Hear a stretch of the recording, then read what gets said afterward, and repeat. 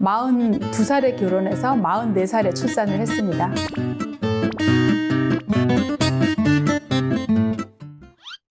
임신인 걸 알게 되는 게 보통 여자분들의 생리 안에서 알게 되잖아요. 생리 예정일이니까 한 달째 보통 이제 알게 되고 생리 안 하면 당연히 소변 검사 해보겠죠. 소변 검사 한 다음에는 그걸 들고 병원으로 가겠죠. 2줄이 나오면 가서 초음파를 볼 거예요. 그러면 초음파로 진단할 때 바로 4주째는 안 나와요. 보통 호르몬 수치가 어느 정도 올라가서 아기집이 자리 잡아야 보이니까 4주 반에서 5주 요때 보통 4주에서 5주 사이에 임신을 진단하겠죠, 사람들이. 요즘은 다 기계가 좋으니까요.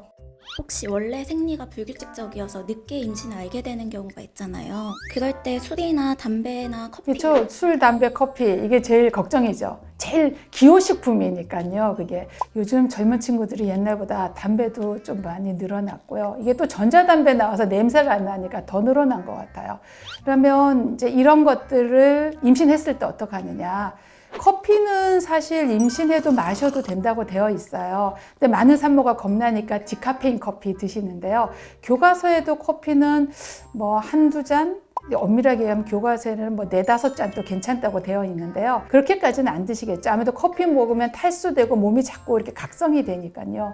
커피는 크게 상관이 없을 것 같고요. 그다음에 술은 이제 한 15년 전까지만 해도 임신 중에 한두 잔은 괜찮다. 맥주 한두 잔은 괜찮다고 했어요. 그래서 제 친구들도 임신했을 때 맥주 마신 친구들이 있거든요. 근데 요즘은 한 잔도 안 된다고 되어 있어요. 이게 왜냐면 한두 잔으로 끝나는 게 아니라 한두 잔이 3-4잔을 부르고 3-4잔이 한 병을 부르거든요. 또 요즘 혼자서 마시는 분도 많으니까 이게 위험한 거예요. 술은 끊어야 됩니다, 정말. 담배보다 더해요? 네, 술은 이제 아기에게 기형을 유발하거든요. 심각하면 애가 술 취한 상태로 나오죠. 이제 책 같은데 그 인터넷 보면 그런 아기 사진도 있어요. 그래서 술은 절대 안 됩니다. 근데 술을 끊지 못한다면 어떻게 해야 되느냐? 우리나라에 그 알코올 전문 상담하는 기관이 있어요. 상담하는 기관에 가서 진료를 해야 될 것 같습니다.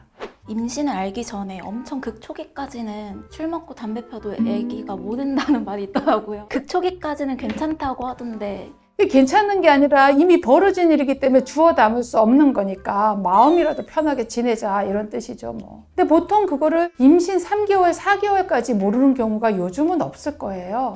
그다음에 담배 같은 경우는 알고 난 즉시 그 자리에서 바로 끊어야죠. 근데 담배는 사실 기형을 유발하진 않아요. 근데 담배를 피우면 그게 폐에서 산모가 덜 섭취하게 되죠. 그러니까 산소가 모자라게 되니까 즉 이론적으로 생각하면 아기한테 산소와 영양을 공급할 때 탯줄을 통해서 산소를 적게 공급하게 되면 아기가 좀 덜 자랄 수 있겠다. 저체중아가 될 수 있겠다 이런 논문이 있고요.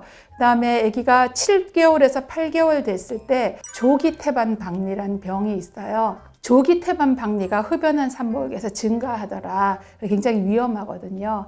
그런 병에 대한 논문이 있습니다. 그래서 담배를 만약에 폈다라면 최대한 줄여봐야겠습니다. 그리고 이거를 의사에게 꼭 알려야 됩니다. 왜 중요하냐면 우리가 산전 진찰을 하면서 아기를 초음파로 평가를 하잖아요. 평가를 할 때 일반적인 초음파가 아니라 혈류를 재는 게 있어요. 도플러 검사라고 그거를 꼭 같이 해보셔야 됩니다. 보통 그거를 임신 5개월에 정밀 초음파 할 때 한 번 하고 그 다음에 고위험 산모가 아니면 하질 않거든요. 근데 흡연을 계속 하시는 분들은 그 검사를 같이 해보는 게 좋습니다. 그럼 혹시 음주나 흡연 때문에 유산이 될 수도 있어요? 인터넷 찾아보면 유산이 된다고 되어 있을 거예요. 근데 음주나 흡연이 유산이 되려면 그것만으로가 아니라 뭔가 동반된 게 있어야 될 것 같습니다. 사실 자연유산이라는 건 사실 원인을 잘 몰라요. 한 60%에서 70%는 원인 모르고 그냥 유산이 되거든요. 근데 그런 유산이 되면 사람들이 다 복귀하죠. 내가 뭘 잘못했지? 엄마고 아빠고 다 복귀하거든요. 그러면 그때 제일 흔한 게 커피, 술, 담배니까 내가 그래서 준비를 못했나? 이런 생각을 할 수 있을 텐데요. 의학적으로는 술과 담배 때문에 유산이 잘 된다는 논문은 꼭 있지는 않습니다. 그런 건요.